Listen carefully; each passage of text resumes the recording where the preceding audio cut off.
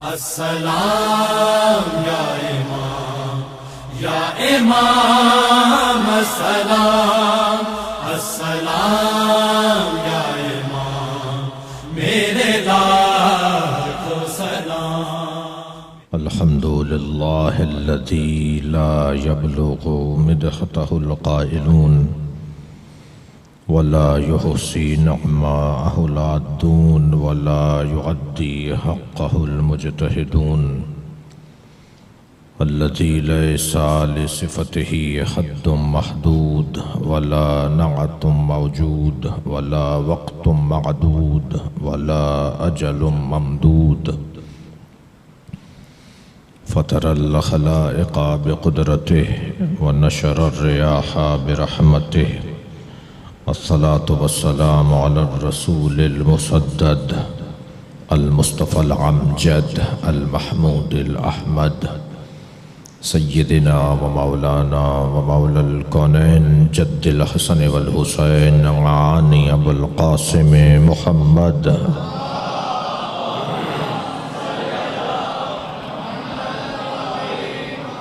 وآله الطيبين الطاهرين المعصومين الذين قال الله إنما يريد الله ليذهب عنكم الرجس أهل البيت ويطهركم تطهيرا اللهم صل على محمد ولعنة الله على أعدائهم أجمعين من يوم عداوتهم إلى قيام يوم الدين أما بعد قال الحكيم في القرآن الكريم بسم الله الرحمن الرحيم يا أيها الذين آمنوا اتقوا الله وكونوا مع الصادقين صلوات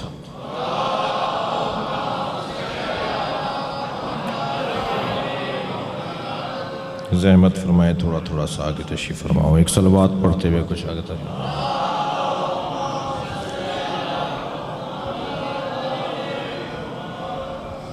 التماس ہے ایک سورہ فاتحہ اور 3 مرتبہ سورہ اخلاص مرحومین مغفورین امیر فاطمہ زہرا خاتون خورشید حسین زیدی روشن علی زیدی سیدہ اختر سلطانہ سیدہ تہذیب زہرا سید طفیل حسین نقوی مقدسہ خاتون سید عشرت حسین جعفری طاہرہ بانو رحم اللہ من قرأ الفاتحہ بسم اللہ الرحمن الرحیم الحمد للہ رب العالمین الرحمن الرحیم مالک یوم الدین ایاک نعبد و ایاک نستعین اهدنا الصراط المستقیم صراط الذین انعمت علیہم غیر المغضوب علیہم ولا الضالین بسم اللہ الرحمن الرحیم قل هو اللہ احد اللہ الصمد لم یلد ولم یولد ولم یکن له کفوا احد بسم اللہ الرحمن الرحیم قل هو اللہ احد اللہ الصمد لم یلد ولم یولد ولم یکن له کفوا احد بسم اللہ الرحمن الرحیم قل هو اللہ احد اللہ الصمد لم یلد ولم یولد ولم یکن له کفوا احد اللہم صل علی محمد وعلی محمد مغفرت کے لیے بلند تر صلوات پڑھیں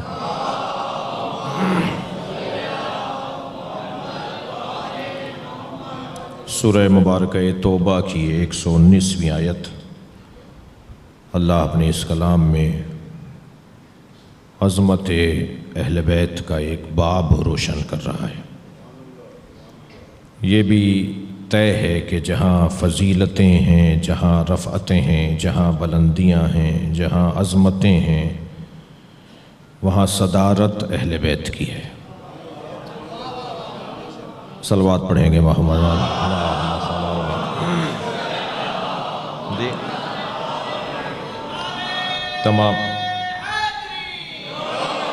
تمام تر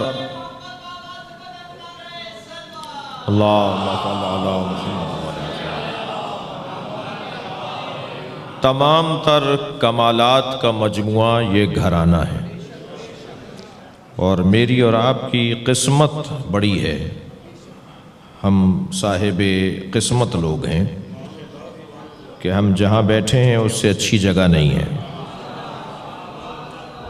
دنیا کہاں بیٹھی ہے مجھے اس سے غرض نہیں مگر ہم جہاں بیٹھے ہیں وہاں سے جنت کا رستہ بنتا ہے جی اللہ اگر کبھی ہمیں غرور کرنے کی اجازت ملی، اگر کبھی اجازت ملی نا کہ کس بات پر غرور کر سکتے ہو، تو ہم غرور اس بات پر کرنے کے مجاز ہیں کہ ہم علی کو پہلا امام مانتے ہیں۔ میں نے بہت غور کیا کہ اللہ متکبر کیوں ہے؟ ہمیں تو پسند نہیں کرتا کہ ہم تکبر کریں، مگر خود وہ متکبر ہے۔ تو میں تو اسی نتیجے پر پہنچا ہوں کہ اللہ متکبر ہے ہی اس لیے کہ اس نے محمد اور علی کو بنایا ہے۔ جو ایسی ہستیوں کا خالق ہو، حق ہے کہ پھر وہ خود کو تکبر کے ساتھ یاد کرے، پھر وہ خود کو متکبر کہے، جس کے آگے علی جھکتا ہو، جس کے آگے سرکار دو جہاں جیسا وجود جھکتا ہو۔ قرآن مجید میں اہل بیت کی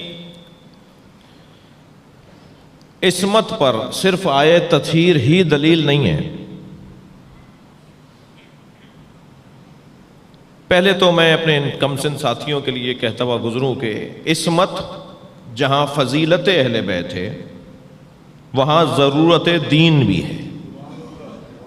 یعنی اگر اس زاویے سے دیکھیں کہ عصمت اہل بیت کی عظمت ہے تو یہ زاویہ ٹھیک ہے، مگر یہ زاویہ کہ اگر کوئی معصوم ہی نہ ہو تو اعتبار کس پر ہوگا، اعتماد کس پر کریں گے؟ یہ جو دین پر اعتبار ہے، یہ جو دین پر اعتماد ہے، یہ جو اللہ نے کہا ہے، اس بات پر یقین ہے کہ یہ بات اللہ کی کہی ہوئی ہے، یہ پیغام آسمان کا ہے، یہ پیغام جو فرشتہ لایا تھا ویسا ہی ہے، اس میں کوئی تبدل تغیر نہیں ہوا، اس میں کوئی تبدیلی نہیں ہوئی۔ ہم اس پر کیسے یقین کر لیں کہ یہ وہی ہے جو اللہ نے بھیجا تھا؟ اس کے یقین کو عصمت کہا جاتا ہے۔ ہم جو معصوم مانتے ہیں، تو اب اگر یہ بات میں واضح کرنے میں، روشن کرنے میں کامیاب ہو جاؤں کہ عصمت جہاں فضیلت اہل بیت ہے، وہاں عصمت ضرورت دین ہے۔ ہر زمانے میں ایک معصوم کا ہونا ضروری ہے جس پر ہمیں یقین ہو کہ دین وہی ہے جو اللہ نے دیا تھا۔ صلوات پڑھیں محمد و آل محمد پر۔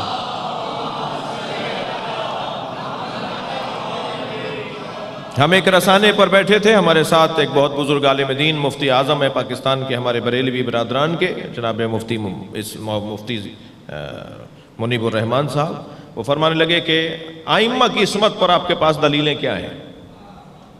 تو ہم الحمدللہ 100 سے زیادہ دلیلیں دار التحقیق باب العلم کے اندر اب تک کام ہو رہا ہے اس کے اوپر، 100 سے زیادہ دلیلوں کو تحریر میں لا چکے ہیں کہ ہم جو اپنے اماموں کو معصوم مانتے ہیں، ہمارے پاس دلیل کیا ہے۔ جی پنجتن کی عصمت کے اوپر تو کہتے ہیں جی آیت تطہیر بہت روشن دلیل ہے، کیونکہ سرکار دو جہاں نے 5 ہستیوں کو چادر میں لے کر 5 ہستیاں چادر میں آئیں اور پھر فرمایا یہ میرے اہل بیت ہیں، اور اس میں کیونکہ کہا اللہ نے کہ یہ طہارت کا ان کا اعلان کیا، یہی ان کی عصمت کا واضح اور روشن عنوان ہے۔ پنجتن کی عصمت کے اوپر تو قیل و قال نہیں ہے، بحث و مباحثہ نہیں ہے، لیکن ائمہ اہل بیت کی عصمت کے اوپر دلائل کیا ہیں؟ ائمہ اہل بیت کی عصمت پر دلائل 100 سے زیادہ ہم، اور سلسلہ جاری ہے، ارادہ ہے کہ 200 دلیلیں انشاءاللہ وہ عقلی، نقلی، قرآنی، حدیثی 100 سے زیادہ دلیلیں انشاءاللہ، 200 سے زیادہ دلیلیں انشاءاللہ ہمیں انہیں دینی ہیں۔ ان میں سے چند کی طرف میں مقدماتی گفتگو میں آپ کی توجہ چاہوں گا۔ ایک آیت تطہیر تو بہت روشن ہے، لیکن کیا یہ آیت فَاسْأَلُوا أَهْلَ الذِّكْرِ إِن كُنتُمْ لَا تَعْلَمُونَ، پوچھو اہل ذکر سے اگر تم نہیں جانتے ہو، یہ جو نہیں جانتے ہو کا جو پیمانہ، دائرہ، میدان، یہ اتنا زیادہ وسیع ہے کہ پوچھو ان سے، جن اہل ذکر سے، اگر تم نہیں جانتے ہو۔ تو نہیں جاننے کا دائرہ تو بہت وسیع ہے، نہ جاننے کا دائرہ، ابھی ہمیں یہ علم ہو جانا کہ ہم نہیں جانتے، یہ خود آدھا علم ہے۔ یہ جان لینا کہ ہم نہیں جانتے۔ صلوات پڑھیں محمد و آل محمد۔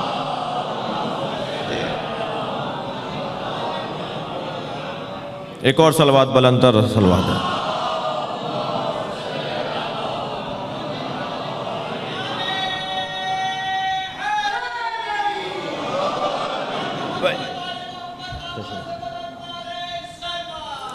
اللہم صل علی یہ جان لینا کہ ہم نہیں جانتے. ابھی پہلے تو یہ طے کرنا مشکل ہے کہ علوم کتنے ہیں. ابھی ہمیں علوم کا ہی فہرست نہیں پتا کہ علوم کے نام کیا ہیں. کتنے علوم ہیں اس دنیا کے اندر. دنیا کی بڑی یونیورسٹیاں جو ہیں, دنیا کے جو بڑے تعلیمی ادارے ہیں, ان کے ہاں جو علوم کی لسٹ بنی ہوئی ہے اور وہ فیکلٹیاں بنی ہوئی ہیں, شعبے بنے ہوئے ہیں, ڈین ہیں, پروفیسرز ہیں, پڑھانے والے ہیں, اسی طرح حوزہ ہے علمیہ نجف اور قم کے اندر جو تعداد بنی ہوئی ہے وہ بہرحال بہت بڑی تعداد بھی ہو, تعداد علم کے علوم کی تعداد کہ فلاں علم فلاں علم فلاں علم فلاں علم, مثلا 100 علم ہوں گے, 200 علم ہوں گے. جی آج تک جو علوم کی لسٹ بنائی گئی ہے وہ لسٹ مولا علی کے مطابق نہیں ہے. میں دلیل دینے جا رہا ہوں. مولا فرماتے ہیں ذقنی رسول اللہ ذقن ذقا علمنی رسول اللہ الف باب, مجھے رسول اللہ نے جیسے پرندہ اپنے بچے کو دانا دیتا ہے ایسے علم عطا کیا ہے. اللہ اکبر. جیسے اللہم صلی علی محمد وعلی محمد. مجھے رسول اللہ نے 1000, اب جملہ سنے مولا علی کا, مجھے رسول اللہ نے 1000 علم عطا کیے اور میں نے 1000 علم سے 1000 علم بنائے. 1000 کو 1000 سے ضرب تو دیجئے ذرا, کتنے بن رہے ہیں؟ 10,000 لاکھ 10 لاکھ. صلوات پڑھے محمد و آل محمد. بھائی ہمارے پاس 200 علوم کی لسٹ نہیں ہے, ابھی 200 علوم کی لسٹ نہیں ہے. علی کا کلام ہے, میرا کلام نہیں ہے جو آئندہ ایڈیشن میں ٹھیک کر لوں گا. مولا کا کلام ہے, مولا کا کلام مولا کا کلام ہے. میرا ایک جملہ آپ کو ہدیہ کر رہا ہوں, خالق کا کلام قرآن اور مخلوق کا کلام نہج البلاغہ, یہ 2 ایسے کلام ہیں جو وقت کے پابند نہیں ہے, وقت ان کا پابند ہے. علی کہہ رہے ہیں مجھے رسول اللہ نے 1000 علم عطا کیے اور میں نے 1000 علم سے 1000 علم بنائے. تو یہ ہزاروں کی تعداد میں علوم ہیں جن کی تو لسٹ ہمیں نام نہیں پتا. لہٰذا جب حضرت ظہور فرمائیں گے, جب مولا ظہور فرمائیں گے تو حضرت جس آبادی سے مومنین سے ملتے ہوئے گزریں گے اپنا دست مبارک فضا میں بلند فرمائیں گے, ان کی طرف لوگوں کی طرف اپنا ہاتھ بلند فرمائیں گے. دنیا میں جو حضرت کے دست مبارک کے نورانیت کا حامل ہوگا جی, وہ جہالت سے خالی ہو جائے گا, علم سے بھر جائے گا. کوئی جاہل نہیں رہے گا.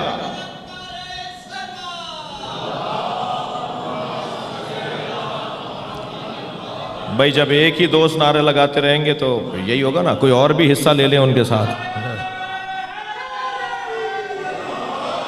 بلندتر صلوات محمد و آل محمد. اللہم صلی علی.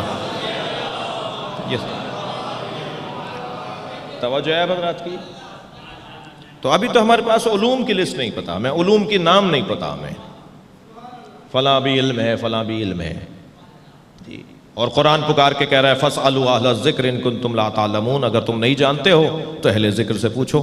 ہمارے نہ جاننے کا پیمانہ کتنا وسیع ہے, تو بس جاننے والے کا پیمانہ بھی ایسا ہی وسیع ہونا چاہیے, اتنا ہی وسیع ہونا چاہیے جی. ایک آیت, دوسری آیت لیجئے. یہ آیت خود دلیل عصمت ہے, یہ دلیل فضیلت اہل ذکر ہے. اچھا, قرآن کے ناموں میں سے ایک نام ذکر ہے. قرآن کو ذکر کہا گیا ہے. اِنَّا نَحْنُ نَزَّلْنَا الذِّكْرَ, ہم نے ذکر کو نازل کیا ہے. وَنَحْنُ لَهُ لَحَافِظُونَ, اور ہم ہی اس کی حفاظت کریں گے. تو قرآن کے ناموں میں سے ایک نام ذکر ہے. تو اب قرآن کیا پکار کے کہہ رہا ہے, نہیں جانتے ہو تو اہل ذکر سے پوچھو, نہیں جانتے ہو تو قرآن والوں سے پوچھو. تو اب جواب وہی دے سکتا ہے جو پورے قرآن کا عالم ہو, جو احاطہ رکھتا ہو قرآن مجید کے اوپر.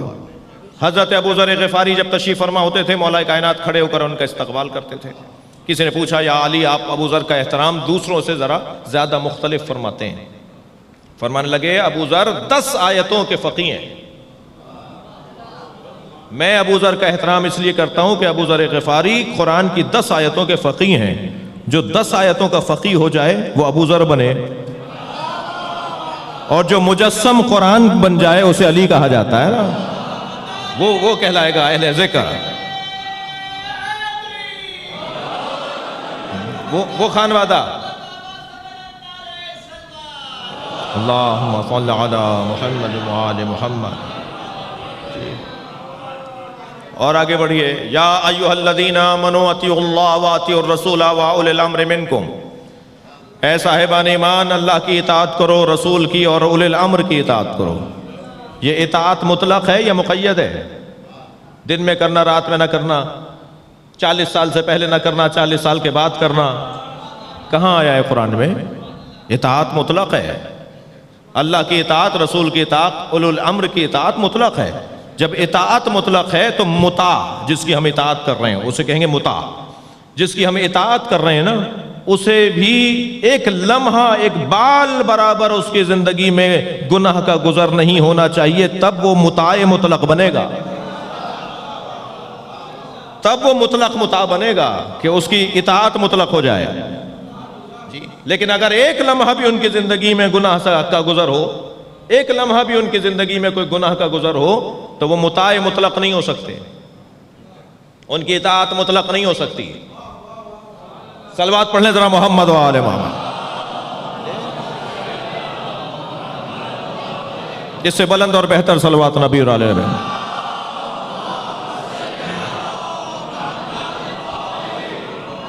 اور آگے بڑھوں. یہ وہ آیات ہیں جو اہل بیت کی عصمت پر اور ان کے مطاع مطلق ہونے پر دلیل ہے. تھوڑا سا اور آگے بڑھنا چاہ رہا ہوں. ارشاد ہو رہا ہے قُلْ لَا أَسْأَلُكُمْ عَلَيْهِ أَجْرًا إِلَّا الْمَوَدَّةَ فِي الْقُرْبَى. رسالت کی کوئی اجرت رسول کو نہیں چاہیے سوائے یہ کہ قربہ سے مودت کرو. یہ جو مطاع مطلق ہے، یہ جو اہل ذکر ہیں، انہی کو قربہ ہونا چاہیے، یہی قربہ ہونے چاہیے. اس لیے کہ ادھر اللہ کہہ رہا ہے اطاعت کرو اولی الامر کی، ادھر اللہ کہہ رہا ہے پوچھو اہل ذکر سے، ادھر اللہ کہہ رہا ہے مودت کرو قربہ سے. یہ اگر مختلف ہوں گے نا تو ہم مدرسے میں ایک اصطلاح پڑھتے ہیں تکلیف ما لا یطاق.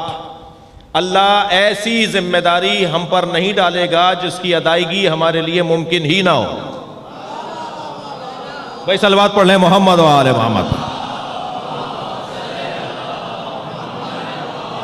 اللہ ایسا فریضہ ہم پر ڈالے گا ہی نہیں جس کی ادائیگی ہمارے لیے ممکن ہی نہ ہو.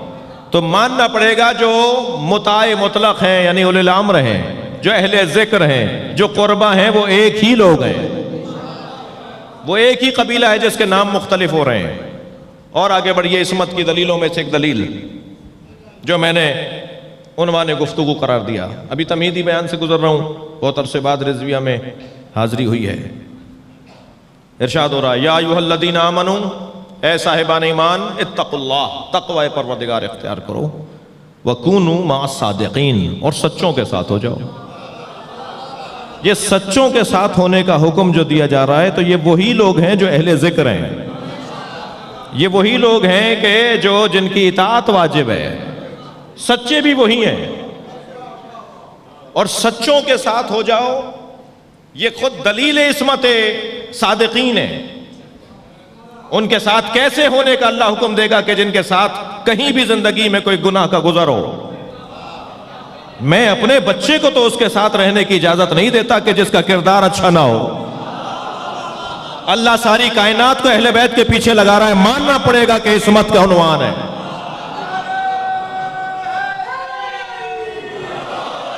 اللہ حکم دے رہا ہے کہ سب اہل بیت کے ساتھ ہو جاؤ، سب سچوں کے ساتھ ہو جاؤ، سب مطاع مطلق کے ساتھ ہو جاؤ، سب اہل ذکر کے ساتھ ہو جاؤ. تو ان کے ساتھ مطلق ان کے ساتھ ہونے کا حکم ہو، ان کے ساتھ رہو. جی یہ دلیل ہے کہ یہ گھرانہ، یہ خانوادہ، یہ قبیلہ، یہ انجمن صاحبان عصمت کی انجمن ہے.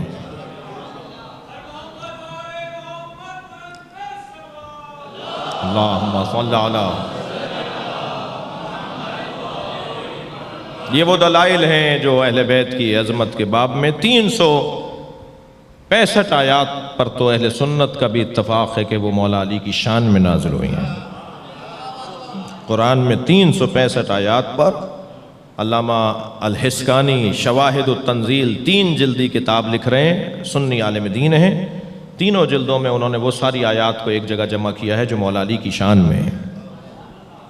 تو یہ طے ہوا کہ اللہ ہمیں دعوت دے رہا ہے کہ ہم سچوں کے ساتھ ہو جائیں۔ رخ بدل رہا ہوں اپنی بحث کا۔ حکم ہے کہ سچوں کے ساتھ ہو جائیں، یہ حکم نبی کے زمانے والوں کے لیے ہے یا یہ حکم قیامت تک ہے؟ توجہ ہو گئی آپ کی؟ اگر یہ حکم قیامت تک ہے تو ماننا پڑے گا ہر زمانے میں کوئی سچا ہے۔ ایک ہے جن کے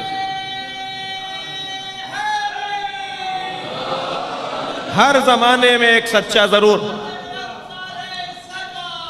اللہم صلی علی محمد وآل محمد، ہر دور میں ایک سچا ماننا پڑے گا۔ اچھا کم سے کم کی بات ہے، کم سے کم اگر ثابت ہو جائے تو زیادہ سے زیادہ تو آسان ہے نا، کم سے کم کو ثابت کرنا ہوتا ہے، زیادہ سے زیادہ تو پھر خود بخود ثابت ہو جاتا ہے۔ ایک سچا ہر زمانے میں ضروری ہے۔ صداقت کی جب بات آئے گی تو صداقت کی 3 قسمیں ہیں، اہل دقت سے توجہ چاہوں گا۔ صداقت بے اعتبار خبر، ہمارے اسد میاں نے اعلانیہ لگایا کہ امام کی شہادت کے عنوان سے مجلس ہے، مثلاً شہنشاہ حسین نقوی مجلس پڑھیں گے، یہ انہوں نے خبر دی۔ جب میں آ کے بیٹھ گیا تو یہ خبر سچی ہو گئی، تو اسے کہا جائے گا صداقت بے اعتبار خبر۔ جو خبر دی گئی تھی وہ سچی ہے جی۔ یہ خود بہت مشکل کام ہے۔ اب خبر انہوں نے دی تھی اور اگر ہم نہیں آئے تو جھوٹا کون پڑے گا؟ یہ اب کہتے پھریں گے لوگوں سے، وضاحتیں دیتے پھریں گے کہ وعدہ کیا تھا نہیں آئے، کوئی کچھ کہے گا کوئی کچھ کہے گا۔ کتنا مشکل کام ہے صداقت بے اعتبار خبر۔ بڑے مشکل میں آ جاتے ہیں لوگ جب صداقت بے اعتبار خبر کے مرحلے سے گزرتے ہیں، جبکہ یہ آسان ترین صداقت ہے۔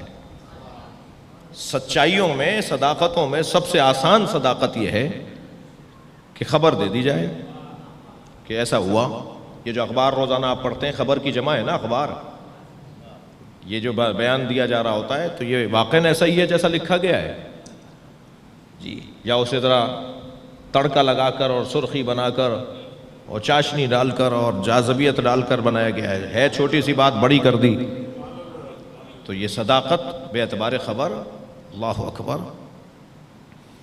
البتہ جو صداقت بے اعتبار خبر کا حامل ہوتا ہے نا، وہ ہمارے یہاں نماز پڑھا سکتا ہے۔ ابھی بعد والے مرحلے تو دور کے ہیں، میں عرض کروں گا بعد والے مرحلے، مگر پہلا مرحلہ صداقت کا یہ ہے کہ جیسا تھا ویسا بیان کر دیا جائے، اس میں وہ زیادہ اور کمی نہ کرے جی۔ خبر ہو تو بیان کی جائے تو وہ اس کی صداقت کا عنوان پائے گی نا، خبر ہی نہ ہو۔ وہ جو تینوں صداقتوں کے عنوان سے متصف ذات ہوتی ہے، صداقت بے اعتبار خبر پہلا مرحلہ، صداقت بے اعتبار وعدہ دوسرا مرحلہ، صداقت بے اعتبار عہد یہ تیسرا مرحلہ۔ یہ تینوں مرحلوں صداقت سے اگر کوئی گزر جائے تو پھر وہ صادق نہیں کہلاتا، صدیق کہلاتا ہے۔ اور مولا علی اپنے سینے پہ ہاتھ رکھ کے فرماتے ہیں انا صدیق الاکبر، میں سب سے بڑا صدیق ہوں۔ بی بی کے القاب میں کیا لقب ہے؟ صدیقہ۔ سیدہ کے القاب میں صدیقہ، صادقہ نہیں۔ صادقہ اور صدیقہ میں فرق ہے، صادق اور صدیق میں فرق ہے، جیسے عالم اور علیم میں فرق ہے جی۔ صدیقہ، صدیق مؤنث مذکر کا فرق۔ جو ان تینوں مراحل صداقت پر کامیاب ہو اور باکمال ہو تو پھر وہ صدیق ہے۔ اور صدیق اسے کہتے ہیں جو وہ کہہ دے وہ ہو جائے۔ تمہارے کپڑے درزی کے پاس ہیں، کپڑے نہیں تھے، فاطمہ نے کہا ہے تو ہیں۔ صلوات پڑھیں محمد و آل محمد پر۔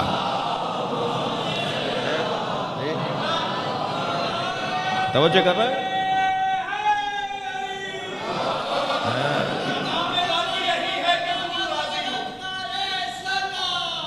اللہم صلی علی محمد و جی۔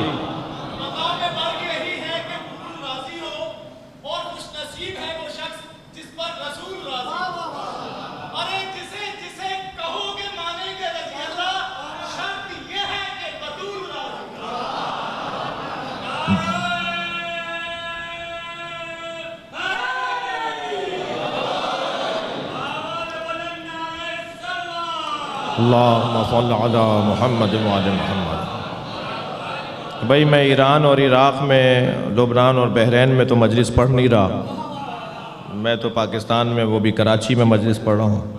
تو یہ جو صلوات اور نعرے ہیں نا، یہ ہماری ثقافت کا حصہ ہے، یہ یہاں کی عزاداری کا حصہ ہے۔ اللہم صل علی،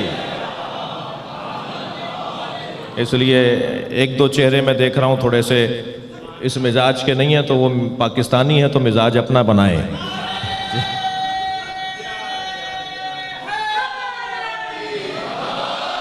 بلندتر صلوات، اللہم صل علی محمد وآل محمد۔ توجہ کر لیا آپ نے؟ وہ جو صادقین اور صدیقین، وہ جو سچوں کا قافلہ ہے نا، اس کا کم سے کم ایک فرد ہر زمانے میں ہونا لازم ہے، تب اس آیت پر عمل ہو پائے گا۔ آیت کہہ رہی ہے سچوں کے ساتھ ہو جاؤ، تو ہر زمانے میں سچے ہیں، یہ سب سچے ہیں، صرف چھٹے امام کو صادق نہیں بلکہ سارے صادق ہیں، یہ سارے کاظم ہیں، یہ سارے رضا ہیں، یہ سارے علی ہیں، یہ سارے محمد ہیں۔ جیسے انبیاء کرام کے زمانے میں جس چیز کی ضرورت تھی ویسا معجزہ دیا گیا۔ ایسا نہیں ہے کہ حضرت آدم لوہے کو موم نہیں کر سکتے تھے، حضرت داؤد مثلا مردے کو زندہ نہیں کر سکتے تھے، حضرت مثلا ابراہیم جو ہے وہ پانی میں رستہ نہیں بنا سکتے تھے، حضرت موسیٰ مثلا جو ہے وہ فرض کیجئے کہ چشمہ نہیں نکال سکتے تھے، یہ سب کر سکتے تھے، لیکن جیسے جیسے ضرورت رہی ایسے ایسے وہ معجزہ انہیں دیا گیا۔ ائمہ اہل بیت کے زمانے میں اور انبیاء کے زمانے میں یہ فرق ہے کہ وہاں معجزے مادی تھے، لفظ میں بدل رہا ہوں، وہاں معجزے فعلی تھے، فعل معجزہ تھا۔ جی عصائے حضرت موسیٰ نیل پہ مارا تو رستہ بن گیا، وہ عصا آج کسی میوزیم میں رکھا ہوگا، کوئی مار کے دکھائے اور رستہ بنا کے دکھائے؟ حضرت عیسیٰ نے جس مردے کو زندہ کیا تھا وہ بعد میں مر گیا نا، آج تک زندہ تو نہیں ہے۔ تمام انبیاء کے معجزے فعل کی صورت میں، ہمارے نبی کا معجزہ فعل نہیں ہے جو وقت کا پابند ہو جائے۔ توجہ کر رہے ہیں؟ ہمارے نبی کا معجزہ فعل نہیں ہے، کیونکہ فعل وقت کا محتاج ہے، وقت بدلے گا فعل ختم ہو جائے گا، جی وقت تبدیل ہوگا فعل ختم ہو جائے گا۔ ہمارے نبی کا معجزہ فعل نہیں ہے، ہمارے نبی کا معجزہ علم ہے۔ علم کا کوئی وقت نہیں ہوتا، جتنا طالب علم معتبر اور اہل ہوتا چلا جائے گا اتنا ہی علم کا معجزہ ظاہر ہوتا چلا جائے گا۔ لہٰذا میں ان بچوں سے کہتا ہوں کہ سائنس کو ترقی کرنے دو، جتنی سائنس ترقی کرے گی اتنا اہل بیت کی عظمت روشن ہوگی، اتنا اہل بیت سے لوگوں کا قرب بڑھنا شروع ہو جائے گا۔ علوم کو پھیلنے دیجئے، علوم کو عام ہونے دیجئے، یہ اہل بیت کی عظمت کا مقدمہ ہے علوم کا عام ہونا۔ تھک تو نہیں رہے میری باتوں سے؟ ہمارے اللہم صل علی محمد وعلی محمد۔ ائمہ اہل بیت کا معجزہ ان کا علم ہے، ائمہ اہل بیت کے معجزے ان کا علم ہے۔ میں ایک ایسے موڑ پر اپنے بیان کو لے آیا ہوں کہ آپ سے میں تھوڑی سی توجہ اور چاہوں گا۔ دعوی علم کرنا، علم کا دعویٰ کرنا خود بہت مشکل بات ہے۔ بڑے بڑے لوگوں نے دعویٰ علم کیا مگر وہ کسی بند گلی میں جا کھڑے ہوئے، پشیمانی کا انہیں سامنا کرنا پڑا۔ تو دعویٰ علم کرنا مشکل بات ہے، لیکن یہ قدرے پھر بھی آسان ہے ثابت کرنا اپنے علم کو۔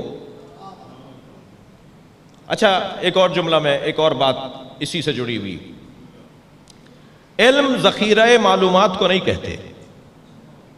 اگر علم ذخیرہ معلومات کو کہیں گے نا تو کمپیوٹر سے بڑا کوئی عالم نہیں ہے.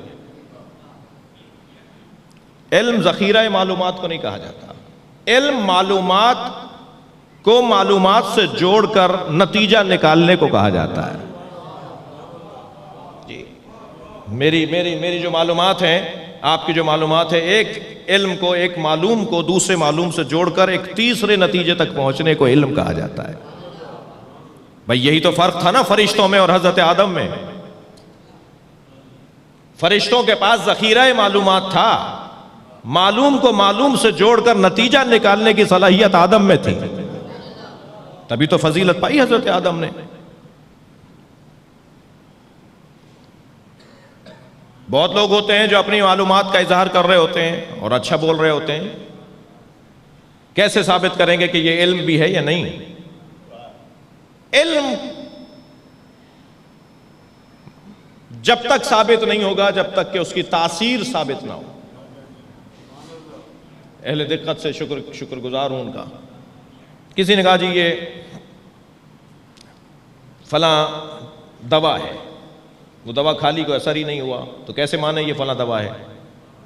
مثلا فرض کریں امام معصوم کی حدیث کہ جو مثلا سیب کھائے گا اس کو یہ فائدہ ہوگا، سیب کھا لیا فائدہ نہیں ہوا، تو کیسے مانے یہ سیب ہے؟ ہر پھل اپنی تاثیر رکھتا ہے نا، ہر غذا اپنی تاثیر رکھتی ہے نا. بلڈ پریشر لو ہو رہا تھا، شہد کا چمچہ چٹا دیا، بلڈ پریشر جو ہے وہ نارمل ہو گیا. فوراً معلوم ہوا کہ جی اس کا ہی اثر ہوا ہے، تاثیر. ہم اشیاء کو تاثیر سے پہچانتے ہیں نا، یعنی اشیاء کی شناخت کا ایک ذریعہ تاثیر ہے. ایک آدمی لمبی لمبی باتیں کر رہا ہے، بڑی بڑی کتابیں لکھ رہا ہے، اونچی اونچی گفتگو کر رہا ہے، اسے علم بولیں یا نہیں بولیں؟ معصوم فرما رہے ہیں کہ اگر کوئی اپنے علم کا اظہار کرے اور اس میں حلم نہ ہو، اگر کوئی اپنے علم کا اظہار کرے اور اس میں حلم نہ ہو، اس میں تحمل مزاجی نہ ہو، اس میں برداشت نہ ہو، اس میں صبر نہ ہو، تو کہہ دو کہ وہ عالم نہیں ہے. یعنی مجھے اگر کسی کو ناپنا اور تولنا ہے کہ کون کتنا بڑا عالم ہے تو مجھے دیکھنا ہوگا کون کتنا بڑا حلیم ہے. حلم علم کا پتہ بتاتا ہے. جتنا حلم زیادہ ہوگا مجھے ماننا پڑے گا یہ اتنا ہی بڑا عالم ہے. دقت چاہوں گا عزیزان گرامی، اللہ جو ہمیں صادقین کے ساتھ ہونے کا حکم دے رہا ہے، اس گھرانے کو اللہ نے مکمل خانوادہ صداقت قرار دیا ہے. ضرورت جس دور میں جس امام معصوم کے حالات کے مطابق تھی ایسا ہی لقب انہیں دے دیا گیا. تو اب انبیاء کرام کے معجزے فعل اور ائمہ اہل بیت کے معجزے علم یعنی حلم. مولا علی نہج البلاغہ میں فرماتے ہیں خبردار اہل بیت کے باب میں الجھنا نہیں کہ کون عالم ہے، کون اہل بیت ہے اور کون اہل بیت نہیں ہے. فلاں کہتے ہیں وہ بھی اہل بیت ہیں، فلاں کہتے ہیں وہ بھی اہل بیت ہیں، فلاں کہتے ہیں وہ اہل بیت نہیں ہے. مولا علی ایک حل دے رہے ہیں. حضرت فرمانے خبردار اس میں نہ الجھنا کون اہل بیت میں ہے کون اہل بیت میں نہیں ہے. یخبرکم، مولا علی کا جملہ، یخبرکم حلمہم عن علمہم، تمہیں ان کا حلم بتائے گا کہ ان میں عالم کون ہے. اہل بیت کا حلم بتائے گا کہ اہل بیت کون ہے. کوئی بھی کہہ دے میں اہل بیت ہوں، حلم بتائے گا کہ اہل بیت کون ہے. ان کا حلم ان کے علم کا پتہ بتاتا ہے. اس گھرانے کا سب سے بڑا امتیاز عزیزان گرامی ان کا علم اور حلم ہے. معجزے اللہ نے کسی امام کو دیے، کسی امام کو معجزہ دیا صداقت کا، کسی امام کو معجزہ دیا کظم غیظ کا، کسی امام کو معجزہ دیا رضا بے قدر الہی کا، کسی امام کو معجزہ دیا نقاوت کا، کسی کو تقاوت کا، کسی کو عسکریت کا. یہ جیسے جیسے زمانے کی ضرورت تھی ایسے ایسے معجزے دیے جاتے رہے. میں اور آپ جس ممدوح کے لیے جمع ہیں اس کی زندگی مکمل زندگی معجزہ ہے. واحد امام ہیں، دقت چاہوں گا میرا مقدمہ یہاں ختم ہو رہا ہے، واحد امام ہیں جن کی ولادت کو امام نے شیعت کے لیے برکت قرار دیا ہے. جی اللہم صل علی محمد. میرے مولا رضا کا فرمان سنا رہا ہوں آپ کو. فرماتے ہیں ھذا المولود الذی یولد فینا اعظم برکتا علی شیعتنا. مولا رضا کا محمد مولا تقی کے لیے جملہ. ھذا المولود الذی یولد فینا، یہ بچہ جس کی ولادت ہمارے گھر میں ہوئی ہے. میں اس الجھن میں نہیں جانا چاہتا، وہ آہستہ آہستہ یہ الجھنیں دور ہو رہی ہیں کہ لفظ ولادت ائمہ کے لیے بولنا چاہیے نہیں بولنا چاہیے. جب امام خود اپنے لیے لفظ ولادت بول رہے ہیں تو تم امام سے زیادہ جانتے ہو. صلوات پڑھ لیں ذرا محمد و آل محمد پر.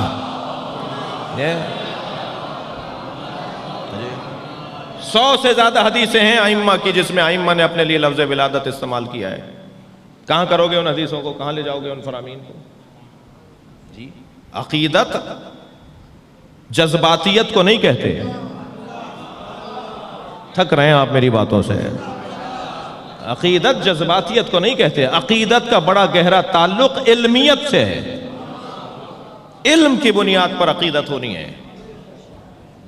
لفظ ولادت نہیں بولو یہ توہین ہے. اچھا خود ائمہ جو بول رہے ہیں اپنے لیے تو وہ فرامین پڑھنا چھوڑ دیں. خود جو اللہ نے حضرت عیسیٰ اور حضرت یحییٰ کے لیے اور انبیاء کے لیے لفظ ولادت قرآن میں استعمال کیا ہے تو آیت پڑھنا چھوڑ دیں. یہ ممبر جہالت کا ممبر نہیں ہے. اس ممبر سے رقیق اور ہلکی باتیں نہیں ہونی چاہیے. صلوات پڑھیں محمد و آل محمد.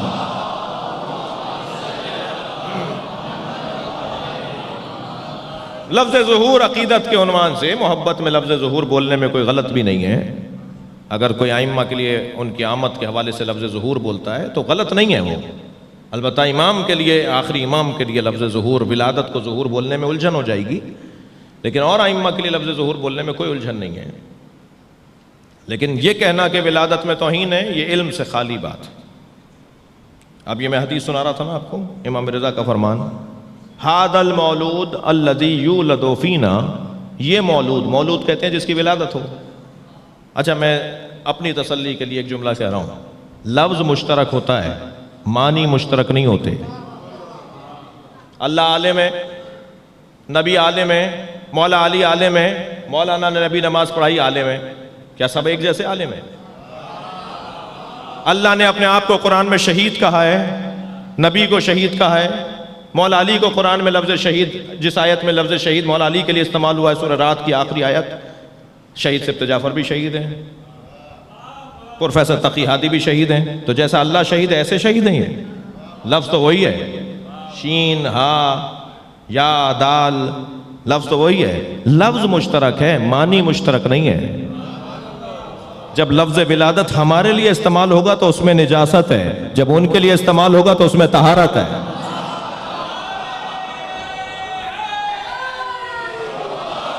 صلوات پڑھیں محمد و آل محمد پر.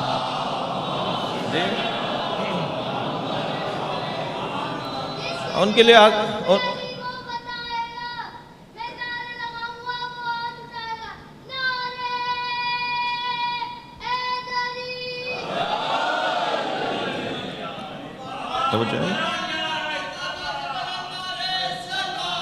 اللہم صل علی محمد و آل محمد.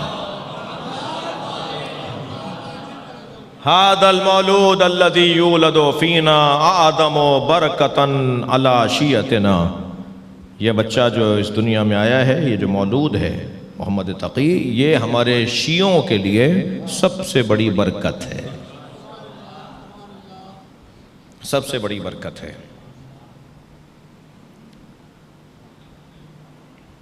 اللہ اکبر. ہمارے علاوہ جتنے بھی مذاہب ہیں وہ بند گلیوں میں کھڑے ہیں، یو ٹرن انہیں لینا پڑ رہا ہے.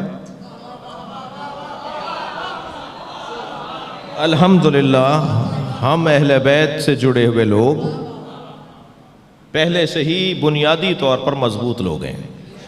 میں نے ابتدائے بیان میں کہا کہ اگر کبھی تکبر کرنے کی اجازت ملی تو اسی بات پر ملے گی کہ ہم جس دروازے پر بیٹھے ہیں اس سے اچھا دروازہ نہیں ہے. سچ ہے.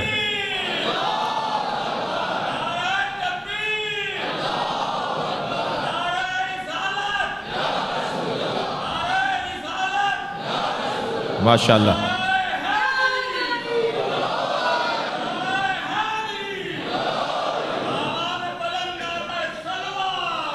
اللہم صل علی محمد. نبی نے ارشاد فرمایا سرکار دو جہاں نے کہ میرے 12 خلیفہ ہوں گے اور 12ویں پر قیامت آئے گی. 12 خلیفہ کی حدیث سنی شیعہ نے لکھی ہے. اہل سنت اس حدیث کو معتبر اور مستند مانتے ہیں، صحیح السند مانتے ہیں. حدیث کے طرق مختلف ہونے کی وجہ سے متن میں اختلاف ضرور ہے کہ کہیں سرکار نے 12 کے نام لیے، کہیں سرکار نے 9 کے نام لیے، کہیں سرکار نے 3 کے نام لیے، اور باقی فرمایا 9 من ولد الحسین. جی میرے یہ پہلا میرے بعد علی، پھر حسن، پھر حسین، اور پھر 9 حسین کے بیٹے. یہ سنی شیعہ کتابوں میں حدیث ہے. حدیث 12، اس سے کوئی میرا سنی بھائی، کوئی معتبر، کوئی پڑھا لکھا عالم، مفتی، محدث، شیخ الحدیث اس کا انکار نہیں کر سکتا. ہمارے علاوہ جتنے بھی احباب ہیں وہ اس حدیث کے باب میں الجھن کا شکار ہیں. کسی کے 58 ہو چکے ہیں، کسی کے 52 ہو چکے ہیں، کسی کے 48 ہو چکے ہیں. نبی نے تو فرمایا تھا کہ 12ویں پہ قیامت آ جائے گی. الحمدللہ ہم ہیں جو 12ویں کے انتظار میں ہیں. ہم 12 سے آگے نہیں بڑھے. جب سرکار نے یہ فرما دیا،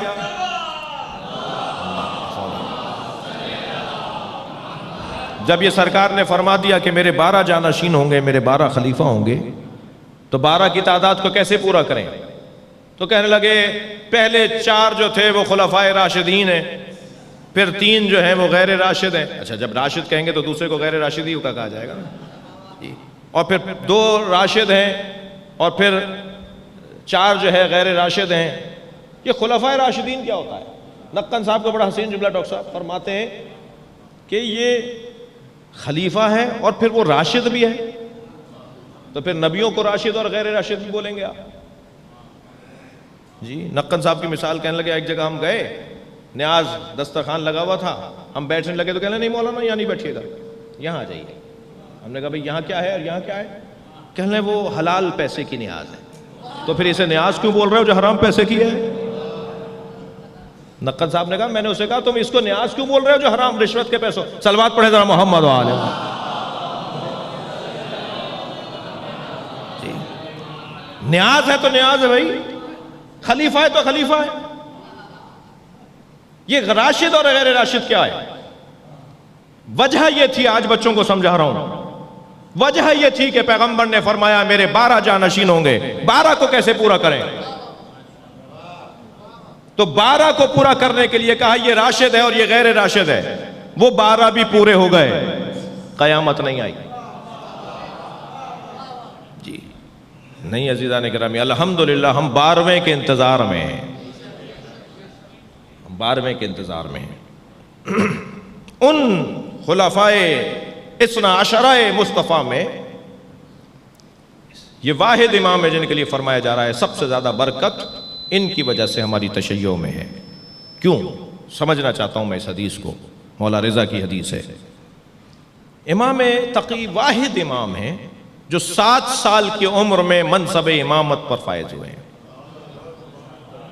نہ ان سے پہلے نہ ان کے بعد اتنی کم سنی میں کوئی امام نہیں منصب پر امامت پر نہیں آیا. یعنی امور امامت انہیں تفویض نہیں کیے گئے، مگر یہ کہ امام تقی کو 7 سال کی عمر میں منصب امامت سونپے گئے. اب یہ شیعت کے لیے آزمائش کا مرحلہ تھا کہ تم اپنی پسند مانتے ہو یا اللہ کی مشیت مانتے ہو. لہٰذا ایک تعداد نے انکار کرنا شروع کر دیا کہ بچہ امام کیسے ہو سکتا ہے، اور جنہوں نے امامت کو مان لیا امام تقی کے، وہ لوگ در حقیقت صحیح شیعہ قرار پائے. یعنی چھانا گیا شیعوں کو، آزمایا گیا شیعوں کو، اور نکھارا گیا اور نتھارا گیا شیعوں کو، سالم اور غیر سالموں کو علیحدہ کیا گیا، آزمائش سے گزارا گیا. جی بہت مشکل وقت تھا. 7ویں امام کے زمانے سے شیعت میں فرقے بننا شروع ہوئے. شیعہ فرقوں میں تقسیم ہونا شروع ہوا 7ویں امام کے زمانے سے. اور عزیزان گرامی یہ بھی ایک عبرت تاریخ ہے کہ جب کبھی آپ فرقے بنتا ہوا دیکھیں، گروپنگ دیکھیں، تناؤ کھچاؤ دیکھیں، جی پارٹی بازیاں دیکھیں، اس کا ایک سبب مجھے معاف کیجئے گا پیسہ ہوتا ہے. پیسہ، تاریخ بول رہی ہے پیسے کی خاطر گروپوں میں تقسیم ہوتے ہیں لوگ. پیسہ، یہ اسکناس، یہ کرنسی، یہ سکے، یہ ڈالر، یہ پیسہ، یہ روپیہ خطرناک چیز ہے. ایک عارف کی خدمت میں زیارت کے لیے حاضر ہوا. انہوں نے کچھ باتیں ہم سے بتائیں. ہمارے جو بزرگ عرفاء اور اولیاء الہی ہوتے تھے نا، وہ نوٹ کو ہاتھ نہیں لگاتے تھے. چمٹا رکھا ہوا ہوتا تھا انہوں نے چھوٹا سا اپنے پاس چمٹا. بعض لوگوں کے لیے مذاق کی باتیں ہیں جی، وہ اس چمٹے سے نوٹ کو پکڑتے تھے. کہتے تھے یہ اس کو ہاتھ لگاؤں میں جس کا کام ہی فساد ہے. صلوات پڑھیں ذرا محمد و آل محمد. ایک اور صلوات محمد و آل محمد.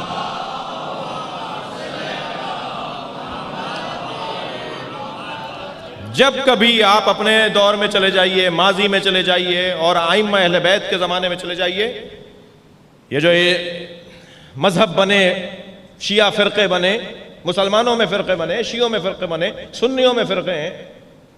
میں شیعہ فرقوں کی بات کر رہا ہوں تو کوئی صحت مند نہ ہو جائے یہ باتیں سن کے کہ جی شیعوں کی برائیاں کر رہے تھے. نہیں، یہ تو سب جگہ ہے نا یہ مسئلہ جی.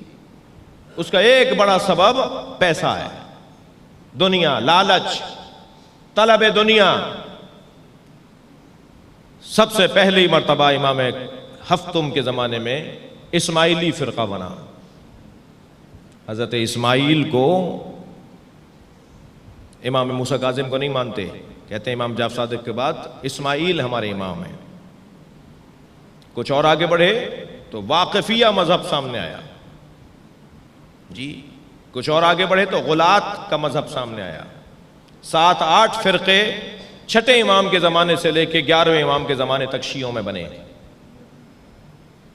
مگر جیسے میں کہہ رہا ہوں نا کہ اور لوگ بند گلی کا شکار ہیں، وہ بھی بند گلی میں گئے. وہ سرخ رو رہے کہ جو 12 اماموں کے نظریے کو مانتے تھے اس وقت میں بھی.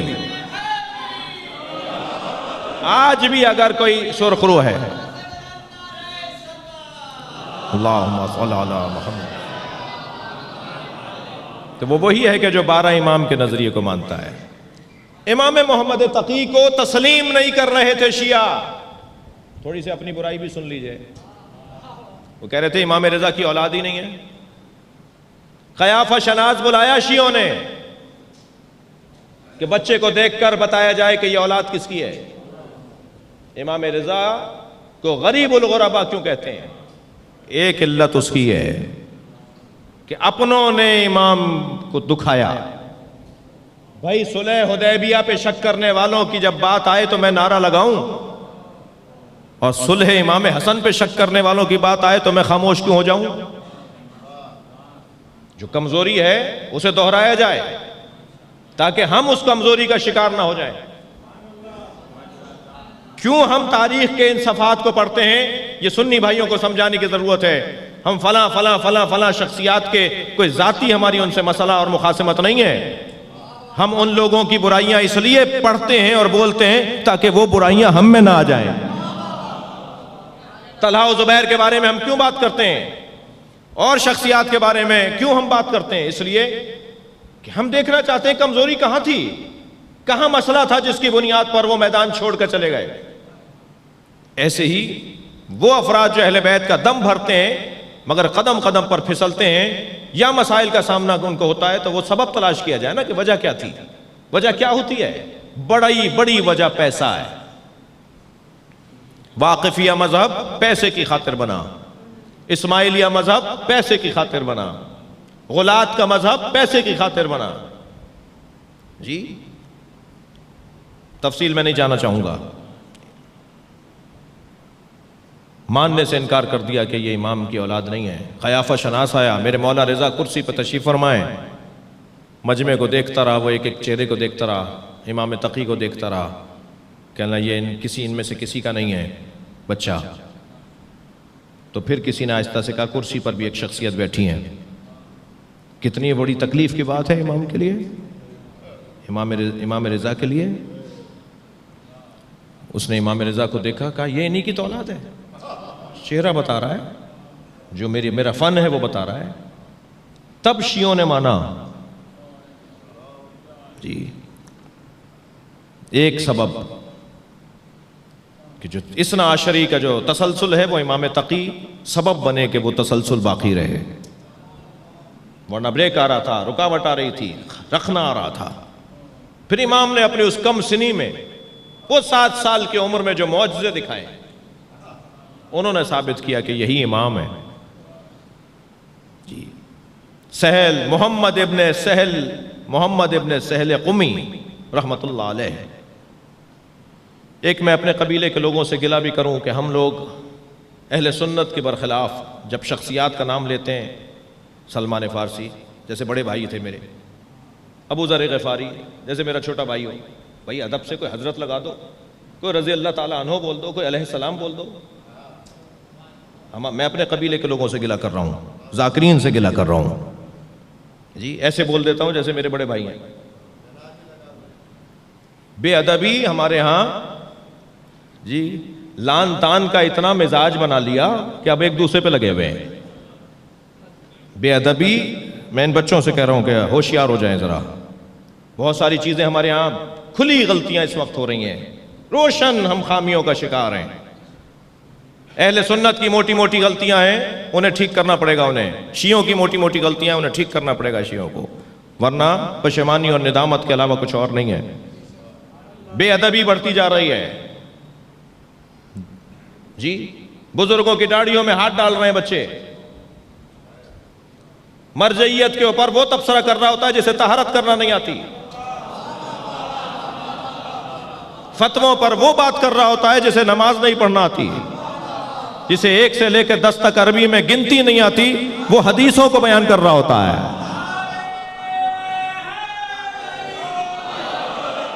خدا کے لیے اللہم صلی علی محمد وعلی محمد، ادب اور احترام کا خیال، یہ اگر نہیں ہوگا تو ہم مشکلات کا سامنا کریں گے۔ حضرت محمد ابن سہل قمی رحمت اللہ علیہ چل رہے ہیں، کہاں سے؟ قم سے، حج کی غرض سے۔ حج کے بعد معصوم کی زیارت حج کا حصہ ہے، تو پہلے تو یہ تلاش کیا جاتا تھا ائمہ کے زمانے میں کہ معصوم حج پر تشریف فرما ہیں، مکے میں ہیں، تو بہت سے لوگ مکے سے ہی واپس ہو جاتے تھے کیونکہ امام کی زیارت مکے میں ہی ہو گئی۔ لیکن اگر امام کی زیارت مکے میں نہیں ہو پاتی تھی، یعنی حضرت جا چکے ہوتے تھے، نہیں زیارت کر پائے، رش تھا، مجمع تھا اور حضرت مدینہ تشریف لے گئے تھے، تو پھر واجب ہوتا تھا، ضروری ہوتا تھا کہ وہ مکے سے مدینہ جائیں۔ آج ہمارے لیے لازم اس لیے ہوتا ہے کہ ہم حج کرنے کے بعد ہم مدینہ اس لیے جاتے ہیں کہ وہاں ائمہ اہل بیت کی قبریں ہیں، سرکار دو جہاں کا مزار ہے، جناب سیدہ کی قبر گمشدہ ہے، مگر یہ طے ہے کہ مدینہ میں بھی بیوی ہیں، اس لیے ہم وہاں جاتے ہیں، مدینہ اس لیے جاتے ہیں۔ تو محمد ابن سہل چلے ہیں، امام 7 سال کی عمر میں امام ہوئے ہیں، مولا رضا کی شہادت ہو چکی ہے جی۔ مدینہ منورہ مکہ المکرمہ میں حضرت کی زیارت کا شرف نہیں ملا، تو پھر یہ مدینہ پہنچے۔ کہتے ہیں جب میں مدینہ پہنچا اور حضرت کے دولت قدے پر، دولت سرا پر پہنچا، تو چاہنے والوں کا اتنا جم غفیر تھا، اتنی آمد و رفت تھی کہ بہت دیر لگی مجھے حضرت تک پہنچنے میں۔ میں نے سوچا یہ تھا رستے میں کہ حضرت سے تبرک کے طور پر پیراہن مانگوں گا، مولا مجھے اپنا پیراہن دے دیجئے، میں اسے تبرک کے طور پر اپنے پاس رکھوں گا۔ تبرک کی تاریخ بھی عزیز و روشن تاریخ ہے، ہم تبرکات کے قائل لوگ ہیں، ہم تبرکات کا احترام تبرک ماننے والے لوگ ہیں. عجیب داستان ہے، جو تبرک کو مانتے نہیں ہیں نا، وہ مکے سے زمزم لا کے بانٹتے ضرور ہیں. صلوات پڑھنے ذرا محمد و آل محمد. قرآن مجید میں فیہ سکینۃ من ربکم، تابوت سکینہ، قرآن مجید میں ایک تابوت کا ذکر ہے. تابوت سکینہ، فیہ سکینۃ من ربکم، اس تابوت کے اندر تمہارے رب کی طرف سے سکینہ ہے، یعنی تمہارے رب کی طرف سے ایک سکون پہنچانے والا انتظام ہے. اس میں کیا ہے؟ جو امام زمانہ لے کر آئیں گے تابوت، وہ حضرت نوح کے زمانے سے تابوت چلا رہا ہے. آدم ثانی حضرت نوح، حضرت موسیٰ، حضرت عیسیٰ، حضرت ابراہیم، ہمارے نبی، تمام انبیاء کرام کی تبرکات اس میں جمع ہیں. اور انبیاء کرام کے زمانے میں جب کوئی مشکل گھڑی آتی تھی انبیاء کی امت کے لیے، تو پھر کہا جاتا تھا تابوت نکال کر لاؤ. وہ جب تابوت باہر آتا تھا نا، مجمع میں آتا تھا، تو اس کے آنے کی برکت سے مصیبتیں دور ہوتی تھیں. یہ تاریخ ہے، قرآن کی تفسیر بیان کر رہا ہوں میں. صلوات پڑھیں ذرا محمد و آل محمد.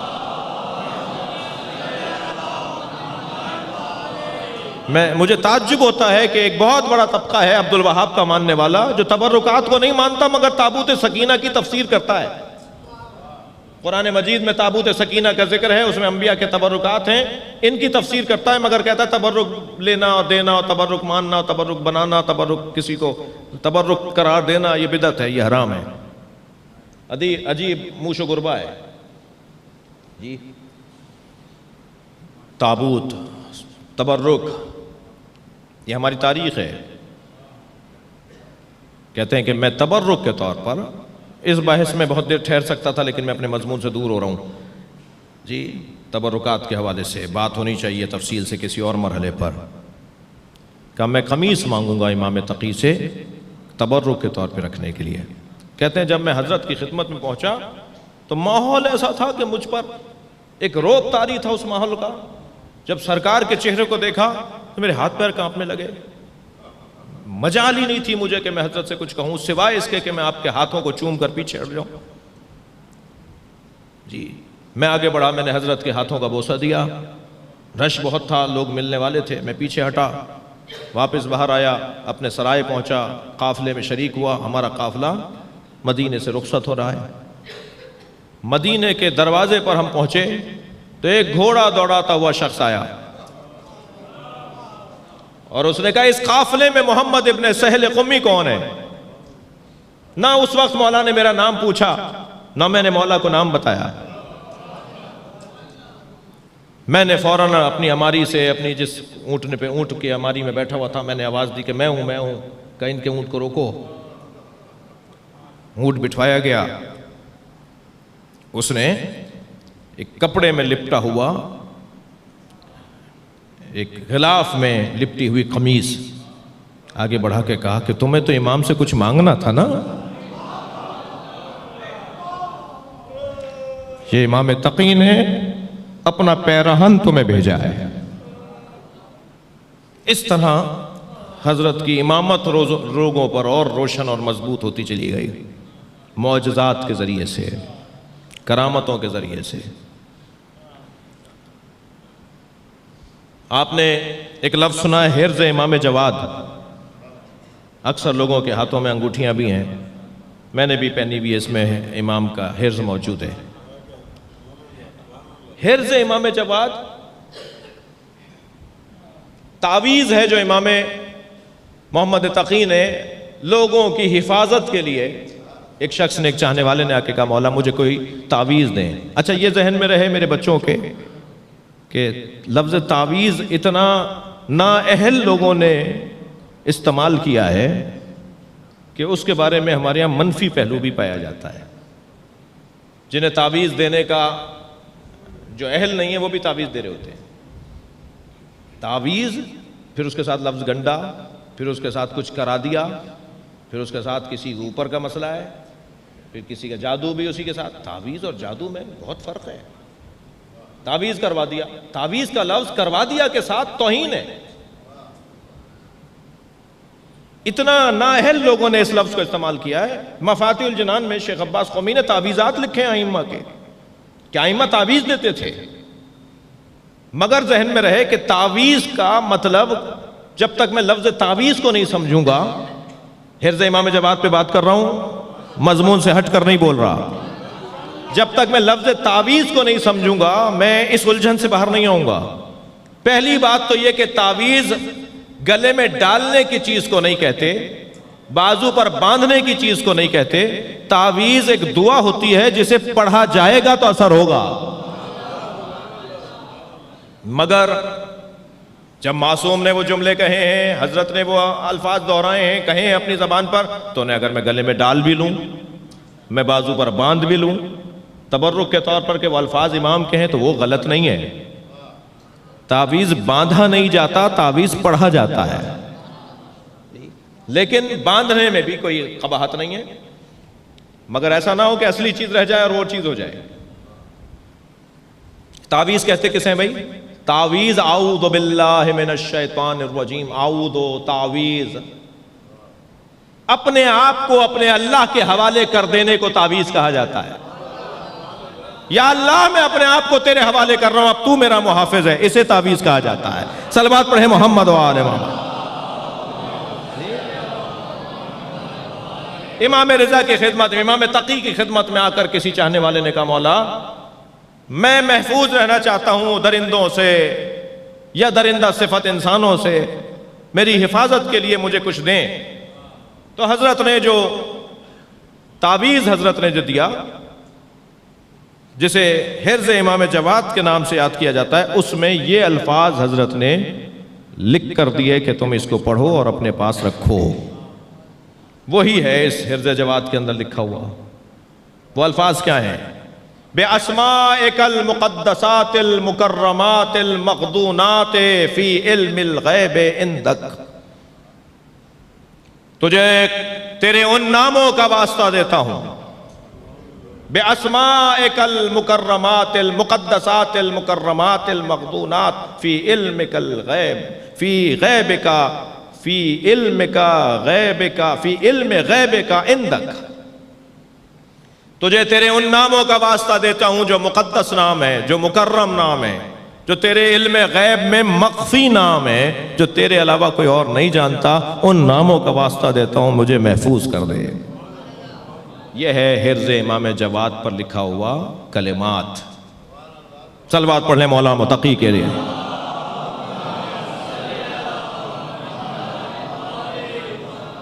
اور عزیزان گرامی، حضرت کی زندگی کا ایک روشن پہلو، امام جب مطاع مطلق ہے تو امام کسی جابر، ظالم، سلطان،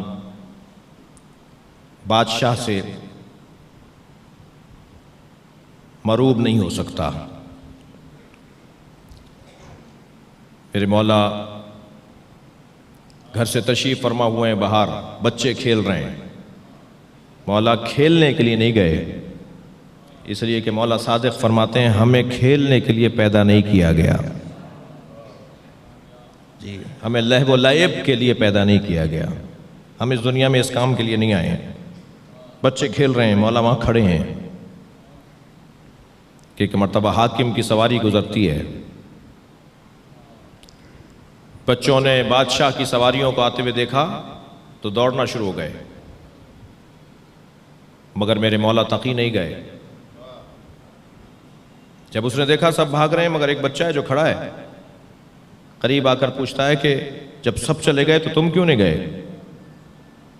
مولا نے فرمایا جگہ تنگ نہیں تھی جو میں جاتا، تمہارے گزرنے کے لیے بڑی جگہ تھی، کچھ جگہ تنگ تو نہیں ہو رہی تھی میری وجہ سے کہ میں چلا جاتا. دوسرے میں نے کوئی ایسا کام نہیں کیا جو مجھے تم سے کوئی ڈر لگے. مجھے تم سے کس بات کا خوف؟ اپنی سواری کو لگام ایڑ لگائی اور آگے بڑھا. واپس آیا، وہی منظر، بچے دیکھ کر بھاگے، مگر میرے مولا کھڑے رہے۔ شاید وہ اس لیے بھی وہاں گئے تھے کہ ان بچوں کو بھی بڑا بنائیں، ان کو سکھائیں کہ کیسے بات کی جاتی ہے۔ سب بچے چلے گئے، میرے مولا نہیں گئے۔ یہ پھر رک گیا، کہنے لگا گئے کیوں نہیں؟ جب سب چلے گئے تم نہیں گئے؟ حضرت فرمایا میں نے تمہارے اس سوال کا جواب پہلے دے دیا تھا، دوبارہ تکرار کرنا بھی ضروری نہیں سمجھتا۔ تعجب ہو رہا ہے، یہ کون ہے؟ مٹھی آگے بڑھا کر کہنے لگا بتاؤ میری مٹھی میں کیا ہے؟ حضرت نے فرمایا میرے آبا و اجداد نے بتایا ہے کہ بادشاہوں کا مزاج ہے، وہ شکار کا شوق رکھتے ہیں، اور وہ جب شکار کھیلنے جاتے ہیں تو اپنے باز کو فضا میں چھوڑتے ہیں، اور ان کا باز سمندر سے دریا سے مچھلی پکڑ کر لاتا ہے، اور وہ مٹھی میں دبا کے اولیاء الہی کا امتحان لیتے ہیں۔ اللہ اکبر۔ ہاتھ میں مٹھی میں مچھلی تھی۔ علامہ ذیشان حیدر جوادی نے بڑا حسین جملہ لکھا ہے اس واقعے کو بیان کرتے ہوئے۔ وہ فرماتے ہیں اگر امام اتنا کہہ دیتے تو میری مٹھی میں مچھلی ہے تو علم امام کا تو اندازہ ہو جاتا، وسعت علم امام کا اندازہ نہ ہوتا۔ صلوات پڑھیں مولا کے ذات پر۔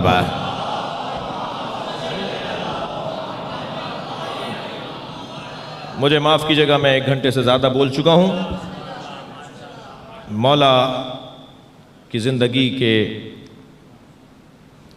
عناوین میں ایک عنوان حضرت کی مظلومیت ہے۔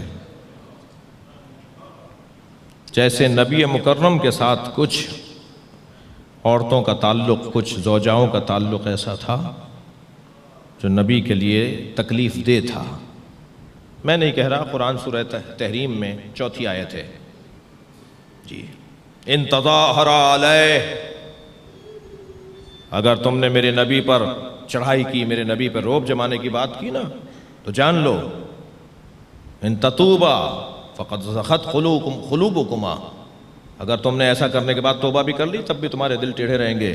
اور جان لو ان اللہ مولا، اللہ میرے نبی کا مولا ہے، وجبریل وصالح المومنین، مومنین میں جو صالح شخص ہے، سب نے لکھا ہے کہ صالح المومنین سے مراد مولا علی ہیں۔ یہ 2 بیویوں سے اللہ مخاطب ہو رہا ہے سورہ تحریم کے اندر۔ اے نبی کی 2 بیویوں، اگر تم نے میرے نبی کو تکلیفیں دیں تو یہ نہ سمجھنا میرا نبی اکیلا ہے، میرے نبی کا مولا اللہ ہے، جبریل ہے مدد کرنے والا، اور صالح المومنین نبی کی مدد کرنے والا ہے۔ تو جیسے سرکار دو جہاں کی زندگی میں کچھ خواتین، کچھ بیویوں کا تعلق تھا جو نبی کو تکلیف دہ تھا، جی ایسے ہی امام حسن کی زندگی میں ایک زوجہ کا تعلق ہے جو امام کو زہر دے رہی ہے، اور ایک امام محمد تقی کی زندگی میں ایک زوجہ کا تعلق ہے، ام ولد، مامون الرشید کی بیٹی، باقاعدہ شادی کروائی گئی ہے ایک کام کے لیے، اور وہ یہ کہ گھر کا ہی فرد مارے۔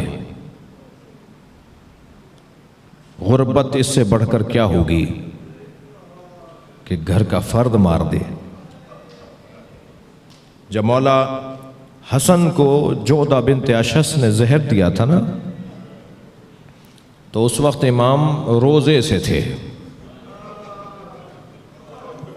اہل صوم جانتے ہیں، کوئی شخص روزے سے ہو، بھوک سے ہو، اور افطاری میں زہر دیا جائے تو یہی تو ہونا تھا نا کہ جگر کے ٹکڑے باہر آنے تھے۔ اجرکم اللہ۔ آپ کی آوازیں بلند ہو رہی ہیں، شہادت کی مجلس ہے مولا تقی کی۔ جب میرے مولا حسن مجتبیٰ نے 2 گھونٹ زہر کے لیے ہے نا، تو وہ کاسا زمین پہ رکھتے ہوئے فرمایا تیری مراد پوری ہو جائے گی، جو تو چاہتی ہے نا وہ پوری ہو جائے گی۔ یہی کیفیت عزادارو مولا محمد تقی کی ہے۔ امام کو زہر دیا ہے زوجہ نے، اور امام کم سن ترین امام 28 سال میں شہید ہو رہے ہیں۔ کم سن ترین امام ان سے کم عمر کوئی امام شہید نہیں ہوا۔ اور مولا کو جب شہید کر دیا گیا تو امام علی نقی نے غسل و کفن دیا، اور غسل و کفن دے کر جب جنازہ اٹھا تو جنازے میں ایک بڑی تعداد تھی جو شریک تھی، مگر چاہنے والوں نے دیکھا کہ امام علی نقی کی آنکھوں میں آنسو ہیں جو رک نہیں رہے، تو ایک چاہنے والے نے بڑھ کر کہا مولا آپ صابر امام ہیں، تو فرمایا میں اپنے بابا کے جنازے پہ اس لیے رو رہا ہوں کہ ایک جنازہ کربلا میں 3 دن بے گور و کفن رہا، کوئی نہ تھا جو میرے جد حسین کے جنازے کو دفناتا۔ اجرکم اللہ، آپ کی آوازیں بلند ہیں، اللہ آپ کو اس کا اجر و ثواب عطا فرمائے۔ امام محمد تقی کے جنازے میں لوگ شریک تھے، انہیں قبر کے حوالے کیا گیا، آج مزار ہے کاظمین میں مولا تقی کا، لیکن عزادار السلام ہو اس بیٹے پر جو بابا کے جنازے پر آیا ہے اور جنازہ پہچانا نہیں جا رہا ہے۔ میرے مولا حسین پر اتنے گھوڑے دوڑائے گئے، اجرکم اللہ، اجرکم اللہ۔ خدا کسی غم میں نہ رلائے سوائے غم اہل بیت میں رونے رلانے والوں میں قرار دے۔ چلیے کچھ دیر کے لیے کربلا چلیے۔ حسین حسین میرے مولا کربلا کے میدان میں جب تنہا رہ گئے نا، اور ہزاروں زخم مولا کے تن مبارک پر لگ چکے، تو مولا حسین سے گھوڑے پر بیٹھا نہیں جا رہا تھا۔ کبھی دائیں گرتے تھے تو زین کو سنبھل کر زین کو پکڑ کے سنبھلتے تھے، کبھی بائیں گرتے تھے تو زین کو پکڑ کے سنبھل جاتے تھے۔ اس کیفیت میں حسین ابن علی ہیں۔ 6 مہینے کا سفر کرنے والا، 6 مہینے سے سفر پر ایک مسافر ہے جو کوفے کا رہنے والا ہے۔ جب وہ کوفے میں داخل ہوا تو اس نے کیا دیکھا کہ بازار بند ہیں، دکانیں بند ہیں، کوئی مرد نظر نہیں آ رہا۔ سوچنے لگا کوفے والے کہاں چلے گئے، کوئی طاعون آ گیا، کوئی بیماری آ گئی۔ سوچتے ہوئے گھر میں داخل ہوا تو بیٹی نے بڑھ کر استقبال کیا۔ پہلا سوال بیٹی سے کہا بیٹا یہ کوفے والے کہاں چلے گئے؟ کہا بابا آپ بھی جلدی واپس جائیے، اس لیے کہ قریب ہی ایک بیابان ہے جسے کرب و بلا کہتے ہیں، وہاں ایک باغی نے خروج کیا ہے، اور حاکم کا اعلان یہ ہے کہ اگر کوئی اسے مارنے نہ گیا تو اسے گرفتار کر لیا جائے گا، اسے سزا دی جائے گی۔ کہیں بابا مخبری نہ ہو جائے کہ آپ کربلا نہیں گئے باغی کو مارنے۔ عبداللہ ابن عفیف ازدی کہتا ہے مجھے سمجھ میں نہیں آیا کہ یہ کون ہے، کون باغی ہے جسے مارنے کے لیے ایسے لے جایا جا رہا ہے، مگر مجھے اپنی جان عزیز تھی، مجھے اپنا گھرانہ عزیز تھا۔ میں دوبارہ گھوڑا تیار کر کے نکلنے لگا تو بیٹی نے رخصت کرتے کہا بابا جنگ پر جا رہے ہیں اور جنگوں میں مال غنیمت بھی ملتا ہے، بابا مال غنیمت میں اگر یمنی پتھر مل جائیں تو میرے لیے لے آئیے گا، میں اپنے گلے کا ہار بنانا چاہتی ہوں، میں زیورات بنانا چاہتی ہوں۔ عبداللہ کہتا ہے میں گھوڑے پہ بیٹھ کے روانہ ہوا۔ جب میں کوفے سے نکلا تو ایک علیحدہ تاریخ تھی، لیکن جب کربلا پہنچا تو عصر عاشور تھا، عاشور کا دن تھا اور عصر کا وقت تھا۔ میں جب کوفے سے کربلا پہنچا اور عاشور کے دن پہنچا تو میں نے دیکھا کہ ہزاروں کا لشکر ہے جو ایک شخص کو مارنا چاہتا ہے، اور وہ شخص تنہا ہو چکا ہے، اس کے سارے آوان و انصار مارے جا چکے ہیں۔ اس کی کیفیت یہ ہے کہ اس کا امامہ کھل کے گردن میں آ گیا ہے، اس کے بدن پر سینکڑوں زخم لگ چکے ہیں، مگر اس کا روب اتنا ہے، اس کا جلال ایسا ہے، وہ جہاں گھوڑا موڑتا ہے فوجیں بھاگنے لگتی ہیں۔ میں نے ایک بھاگتے ہوئے سپاہی سے پوچھا تم اس سے ڈرتے کیوں ہو؟ یہ تو اکیلا ہے، تم اس سے ڈرتے کیوں ہو؟ تو وہ کہنے لگا تمہیں نہیں پتا اس کے ایک بھائی کا نام عباس ہے۔ عبداللہ کہتا ہے پھر بھی مجھے سمجھ میں نہیں آیا کہ آخر یہ کون ہے، مجھے تو بس اتنا پتا تھا کہ اسے مار دیں گے تو جنگ تمام ہو جائے گی، اسی کو مارنے کے لیے سارا لشکر جمع ہے، یہ باغی ہے، اس نے خروج کیا ہوا ہے۔ عبداللہ کہتا ہے میں نے اپنا گھوڑا ہے ان کے گھوڑے کے پیچھے لگایا، وہ آگے جا رہے تھے، میں آہستہ آہستہ ان کے قریب ہوتا چلا گیا۔ چند ذراع کا فاصلہ رہ گیا تھا، چند ہاتھوں کا فاصلہ رہ گیا تھا۔ میں نے دیکھا ان کا گھوڑا آگے ہے اور میں پیچھے ہوں، مجھے محسوس ہوا کہ میں حملہ کر کے انہیں مار سکتا ہوں۔ میں نے جیسے ہی تلوار نکال کے ارادہ کیا کہ گھوڑے کو ایڑ لگاؤں، انہوں نے مڑ کر مجھے دیکھا اور کہا عبداللہ قریب آؤ۔ میرے ہاتھ پیر کانپنے لگے، یہ کون ہے جو میرے نام سے مجھے پکارتے ہیں؟ میں رک گیا تو پھر آواز آئی عبداللہ قریب آؤ۔ میں نے آگے بڑھنے سے گریز کیا، خوف آ رہا تھا مجھے، تو انہوں نے ہاتھ سے انگوٹھی اتاری اور کہا یہ عقیق یمنی ہے، اپنی بیٹی کو جا کے دینا اور کہنا میں باغی نہیں ہوں، میں زہرا کا لال حسین۔ اجرکم اللہ، اجرکم اللہ۔ جیسے ہی عبداللہ کو معلوم ہوا کہ یہ حسین ابن علی ہے، فوراً تلوار نکال کے مولا کے گرد حفاظت کے لیے چکر کاٹنے لگا۔ مولا نے کہا قریب آؤ عبداللہ، قریب آؤ، واپس چلے جاؤ، واپس چلے جاؤ۔ کہا مولا میں آپ کو تنہا چھوڑ کر کہاں چلا جاؤں؟ کہا عبداللہ واپس چلے جاؤ، چند دنوں بعد میری بہن زینب آئے گی، اسے کچھ چادریں لا کر دے دینا، میری بہنوں کے سروں پر چادریں نہیں ہوں۔